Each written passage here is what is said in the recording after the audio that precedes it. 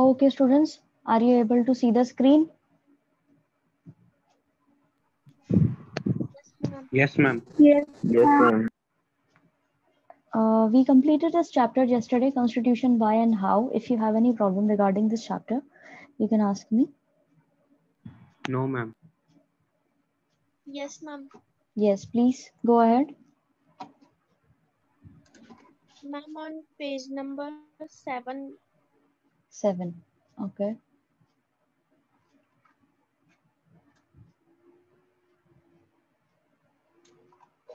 Yeah, here it is 7. ma'am, on page number 7, the last line, as we go on studying. Okay. So the Indian Constitution enables the government to take positive welfare measures, some of which are legally enforceable. As we go on studying the Indian Constitution, we shall find that such enabling provisions have the support of the preamble to our Constitution, and these provisions are found in the section of fundamental rights. अब basically क्या हो रहा है, यहाँ पे ये चीज बोली जा रही है कि हमारा जो कॉन्स्टिट्यूशन है, ठीक है, उसके अंदर जो भी मेजर्स दिए गए हैं वो लीगली वैलिड है, कि उनको मानना पड़ेगा. अब एक प्रीलिमिनरी या एक स्टेटमेंट होता है, इंट्रोडक्टरी स्टेटमेंट होता है, एज एन इंट्रोडक्शनली, जैसे कि आपके चैप्टर्स के शुरुआत में दिया होता है या आपकी बुक की शुरुआत में दिया होता है, उसी तरीके से यहाँ पे भी कॉन्स्टिट्यूशन के अंदर एक चीज होती है जिसको हम बोलते हैं प्रीएम्बल. ठीक है, उसके अंदर पहले से ही हमें ये आगे जाके पता पड़ेगा कि भाई इसी तरह के जो प्रोविजंस होते हैं उसको पूरी तरीके से जो हमारा कॉन्स्टिट्यूशन का इंट्रोडक्शन है वो भी सपोर्ट करता है, यानी कि उसी के अंदर ये बेसिक चीज इन्वॉल्व है कि यहाँ पे जितने भी प्रोविजंस देखे गए हैं फंडामेंटल राइट्स के अंदर वो लीगली करेक्ट हैं और उनको मानना पड़ेगा. Directive principles of state policy also enjoin government to fulfill certain aspirations of the people. ठीक है, फंडामेंटल राइट्स तो आपको मिलेंगे ही साथ आपको डायरेक्टिव प्रिंसिपल्स जो हैं वो भी गवर्नमेंट के साथ में जुड़ करके आपको फुलफिल, वो भी इसीलिए बनाए गए हैं जिससे आपकी कुछ सर्टेन एस्पिरेशंस जो हैं, जो आपकी आकांक्षाएं हैं वो पूरी हो सके.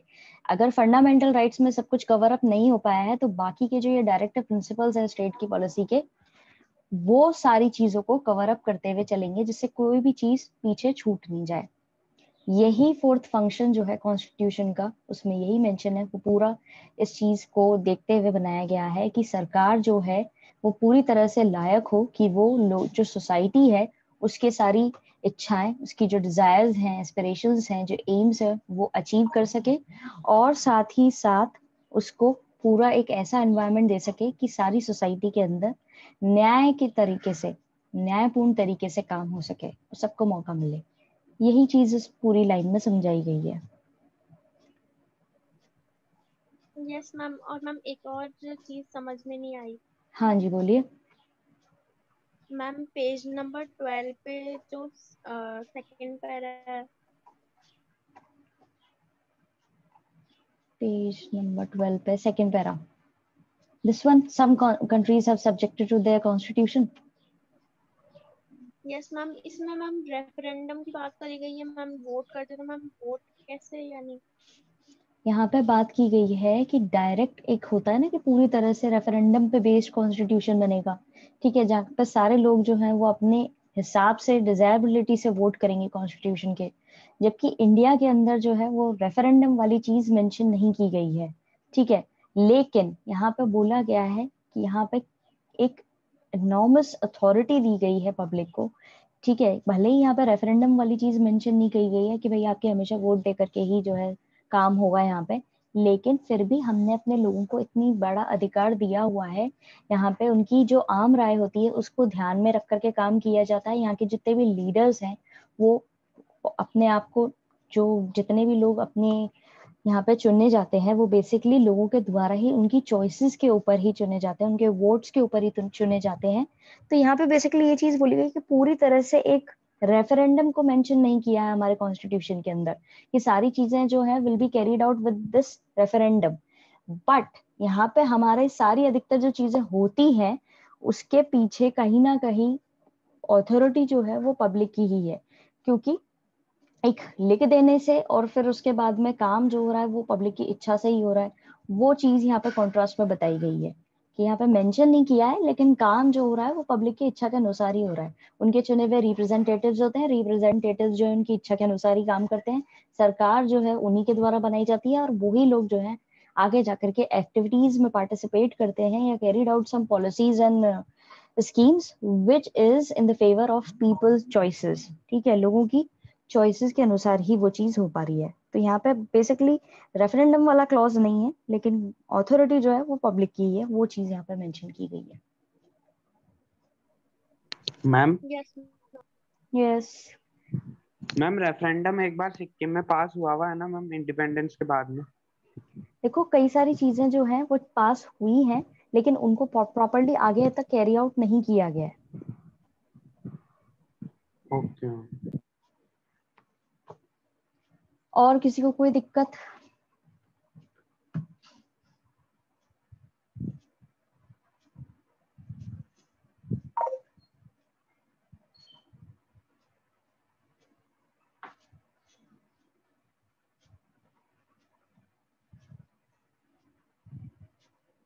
Students ma'am. कोई और दिक्कत नहीं है? किसी को भी दिक्कत? Okay, so we will switch to the takeaway notes. Are you able to see the screen? Yes ma'am. Okay, so ये कुछ आपके टेकअवे पॉइंट्स हैं जो आपको एक तरीके से शॉर्ट में बताएंगे कि क्या है ये चैप्टर, और इसी के नीचे जो है आपके क्वेश्चन आंसर्स जो है वो भी प्रॉपरली सॉल्व्ड हैं। ठीक है, तो यहाँ पे जितने भी क्वेश्चन आंसर्स यहाँ पे दे रखे हैं ये आपको अपनी फेयर कॉपी में करने हैं। ओके, बट उससे पहले we will study the takeaway points. A constitution is a written set of laws and fundamental principles to develop a relationship between the people and the government, which comprises a number of articles about the state. एक constitution written document होता है जिसके अंदर सारे कानून और fundamental principles जो है वो मेंशन्ड होते हैं, जो बेसिकली ये बताते हैं कि किस तरीके से रिलेशनशिप जो है वो आगे चलेगा लोगों के बीच में और सरकार के बीच में। और ये बेसिकली इसके अंदर काफी सारे आर्टिकल्स होते हैं जो भी स्टेट है उससे related. We need a constitution, हमें कॉन्स्टिट्यूशन की जरूरत क्यों है? To provide a set of basic rules to allow minimal coordination amongst the members of a society. एक बेसिक रूल्स की जरूरत होती है लोगों के बीच में कोऑर्डिनेशन बिठाने के लिए, जितने भी सोसाइटी के अंदर मेंबर्स हैं उनके बीच में। To specify how the government would be constituted and who has power to make decisions in the society. ये बताता है कि सरकार जो है वो किस तरीके से बनाई जाएगी और किस तरीके से उसके पास जो है डिसीजन लेने की वो भी सेट होगी कि वो सोसाइटी के लिए किस तरीके से डिसीजन लेगी। To lay some limitations on government's power by guaranteeing rights to the citizen. यहाँ पे कुछ पर्टिकुलर लिमिटेशंस भी लगाई जाती हैं सरकार की पावर्स पे कि किस तरीके से जो है वो सिटीजन के राइट्स को गार्ड करते हुए चलेंगे, एज इन की सरकार जो अपने तरीके से मनमाने तरीके से काम ना करे और सिटीजन के जो राइट्स हैं उनको वायलेट ना करे, इसीलिए लिमिटेशंस भी लगाई जाती हैं। To enable the government to fulfill aspirations of a society and create condition for a just society। अब कॉन्स्टिट्यूशन के अंदर ही मेंशन होता है कि सरकार किस तरीके से समाज की एस्पिरेशंस को फुलफिल करेगी और किस तरीके से एक ऐसी कंडीशन बनाएगी जिससे सोसाइटी जो है वो प्रॉपरली चले। To express the fundamental identity of people, और लोगों की फंडामेंटल आइडेंटिटी जो है उसको भी ये यहाँ पर मौका देते हैं कि वो प्रॉपरली उस चीज को अचीव कर सकें। The Constitution of India was framed by the Constituent Assembly in 1946 under the Cabinet Mission Plan। ये बना जो था Constituent Assembly के तहत बनाया गया था 1946 के अंदर कैबिनेट मिशन प्लान के under. The Constituent Assembly spent 2 years, 11 months and 18 days to prepare the Constitution to be adopted on November 26, 1949 and came into force on 26 January 1950।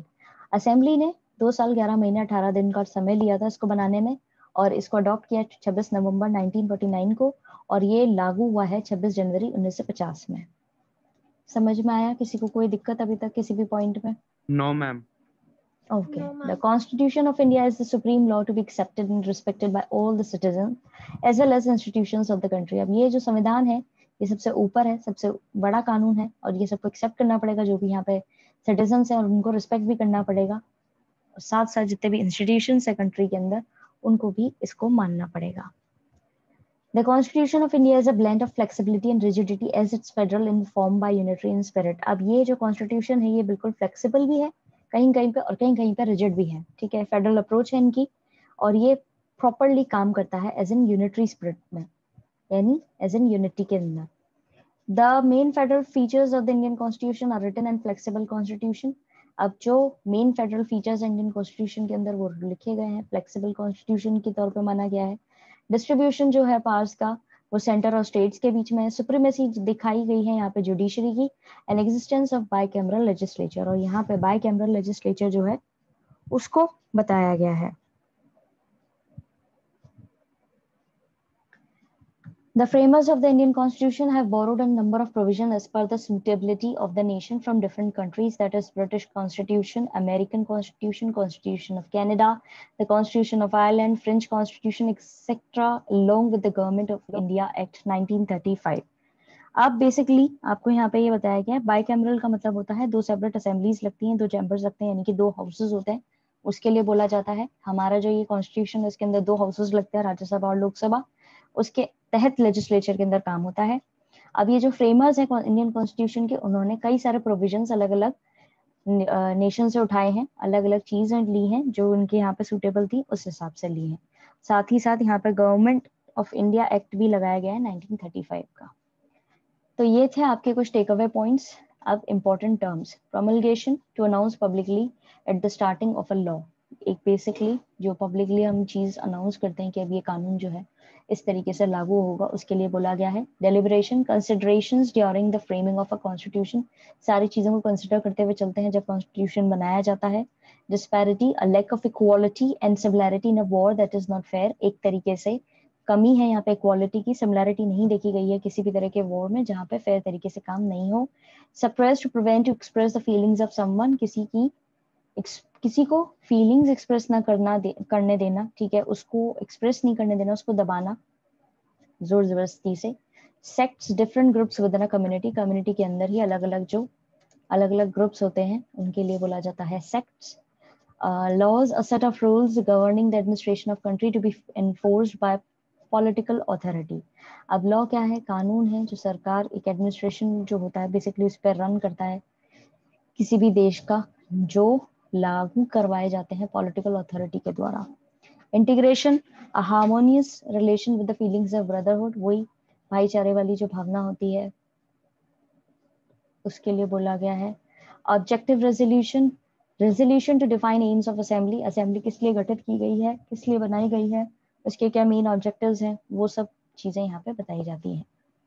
समझ में आया? किसी को कोई दिक्कत? No ma'am. ओके,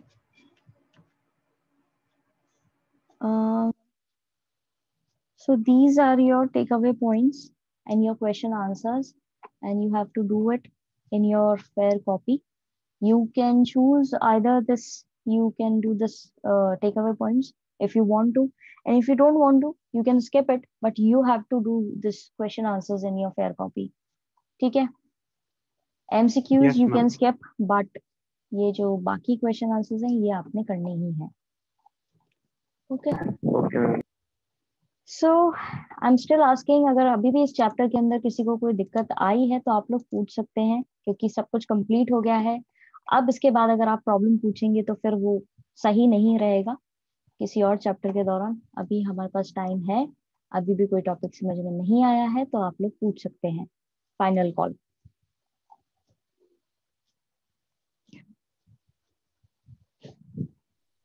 मैम इसमें ना अलग अलग रीडर कार्टून से दे रखे हैं, तो मैम उसमें एक रीडर कार्टून में है कि जो कॉन्स्टिट्यूशन की, ईरान की जो कॉन्स्टिट्यूशन की वो है, तो उससे है ना मैम जो वो